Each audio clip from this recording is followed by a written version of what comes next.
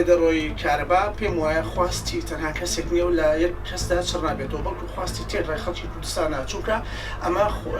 دەتوانم بڵێن سامانی گشتیە بۆیە چەند ئەرکی حکوومەت و دام وزراوە پەیوەنددارەکانە هێندەش ئەرکی هەری هاوڵاتیەکە لای خۆیەوە پشتگیری بڕیارەکانی حکوومەت بکە و هەموو هەوڵ و تەقەلاکانی خۆمان بخێنە دەربەوەی بە هیچ شێوەیەک ڕێدەنە دێن چیتر خەڵک سەرپێچی لە سامانی گشتی وەکو کارەبا بکەن. ئەگەر هەر شتێکی سەرپێچی هەبیتن ئەوە شتێکی ناقانونیە ناڕێکە ئەوە ئەگەر بەسەن 8 ساعت کارەبامان هەبیتن ئەوە دەبیتە 15 ساعت ئەوە هەر کەسە لە